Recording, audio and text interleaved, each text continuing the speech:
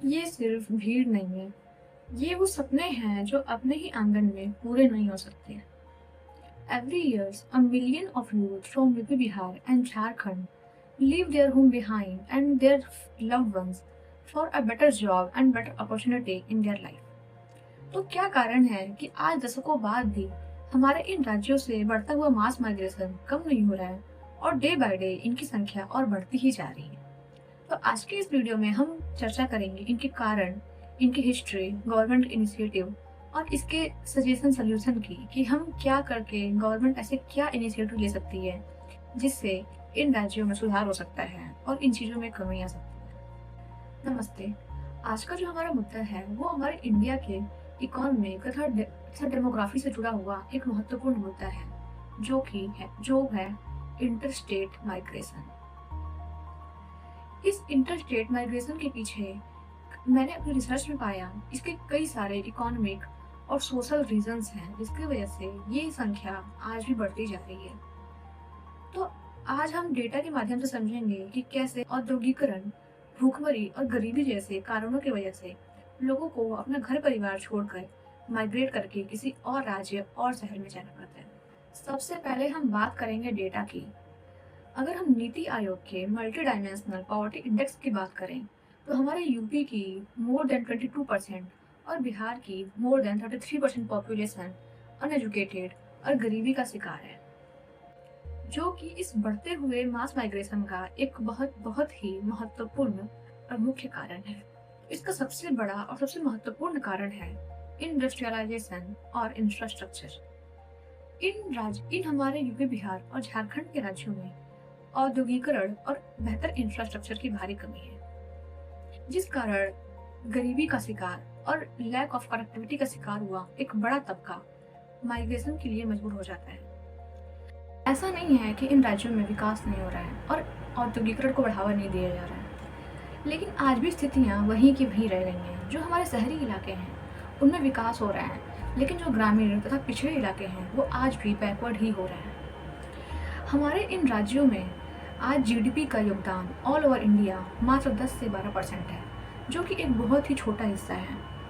साथ ही इंफ्रास्ट्रक्चर भी एक बहुत बड़ा मुद्दा है। विकास और डेवलपमेंट का मतलब केवल कागजी कार्रवाई, रोड्स और सड़कों को जोड़ना नहीं होता है। उनपे ज़मीनी स्तर पे काम करना। जो इलाके पिछड़े हैं उनमें lack of connectivity, health, education, skilled education सबकी बहुत ही कमी है। और जब तक गवर्नमेंट और लोकल एडमिनिस्ट्रेशन इन इलाकों पर ध्यान नहीं देगी, चीज़ें पिछड़ती ही जाएंगी और ये आगे नहीं बढ़ पाएंगी। इसका अगला सबसे बड़ा कारण है एजुकेशन और एडमिनिस्ट्रेशन।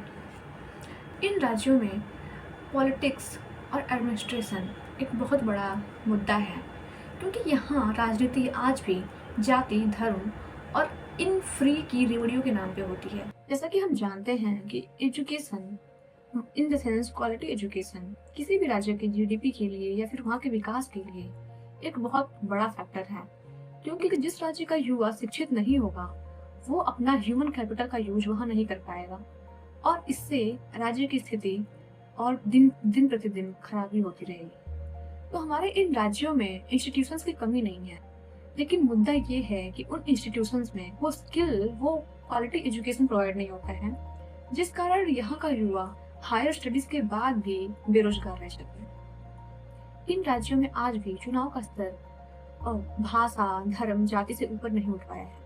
आज भी यहाँ के नेता जाति धर्म के आधार पर वोट मांगते हैं और केवल नेता ही नहीं बल्कि जनता भी इसी आधार पर वोट देती है, जिस कारण डेवलपमेंट का कोई जिक्र न होने के कारण सरकारें और पब्लिक इस पे ध्यान भी नहीं देती।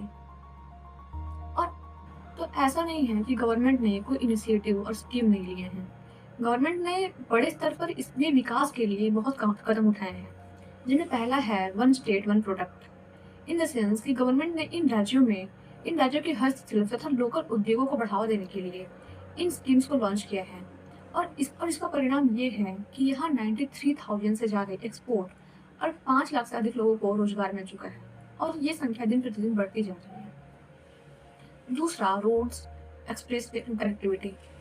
गवर्नमेंट ने छोटे शहरों को बड़े शहरों से जोड़ने के लिए रोड और एक्सप्रेसवे, हाईवे जैसे बड़े मुद्दों पे काफ़ी काम किया है और आज भी बढ़ते क्रम में ये अपना बेहतर प्रदर्शन कर रही है। और इन सारी चीज़ों का परिणाम ये है कि जब तक हमारे इन ग्रामीण इलाकों में, हमारे इन पिछड़े हुए इलाकों में गवर्नमेंट बेसिक फैसिलिटीज़ प्रोवाइड नहीं कराएगी, तब तक कोई प्राइवेट इन्वेस्टर या स्टार्टअप का शुरुआत यहाँ नहीं हो सकता है।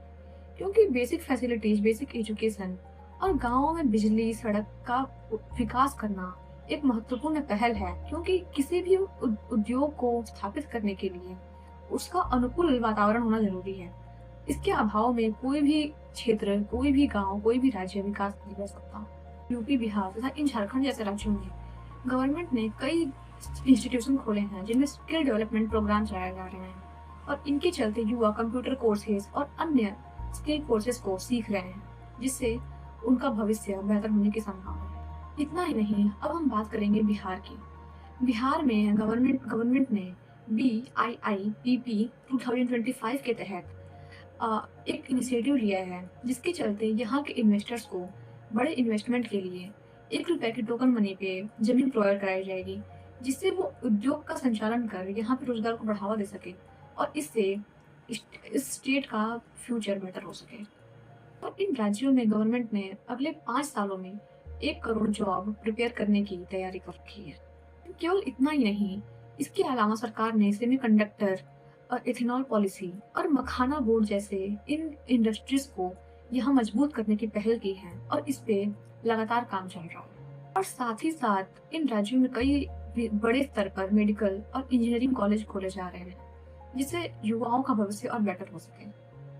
लेकिन अब हम बात करेंगे इनकी चुनौतियों की, कि जब गवर्नमेंट इतना पहल कर रही है फिर भी स्थितियाँ क्यों नहीं बदल रही हैं। तो सबसे पहला हम सब जानते हैं, लोकल लेवल पर करप्शन।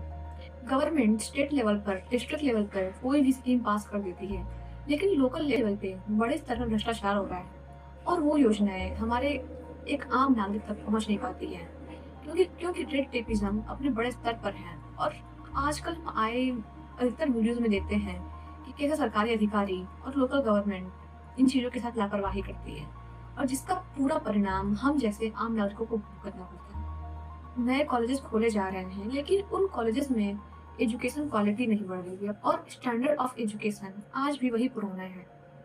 साथ ही साथ इन बिहार जैसे राज्यों में हर साल बाढ़ की वजह से लाखों लोग प्रभावित होते हैं और माइग्रेशन के लिए मजबूर हो जाते हैं, क्योंकि उनके पास इसके अलावा कोई ऑप्शन नहीं बचता।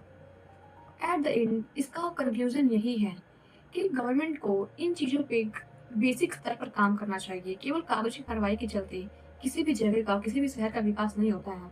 जब तक गवर्नमेंट एक्टिव नहीं होगी, पब्लिक अवेयर नहीं होगी और साइंटिफिक टेम्परामेंट का विकास नहीं हो पाएगा हमारे आम नागरिकों में, तब तक ऐसी सारी ही सरकारें अपना मनमानापन करती रहेंगी, और हम आम नागरिकों को ये चीज़ें कंटिन्यू सहनी पड़ती रहेंगी। और अंत में मैं इस वीडियो को ख़त्म करना चाहूँगी अपने कुछ सुझावों द्वारा, कि गवर्नमेंट एमएसएमईज जैसे छोटे उद्योगों को बढ़ावा दे सकती है, जिसमें टेक्सटाइल उद्योग और मखाना बोर्ड जैसे अभी बजट पास हुआ है।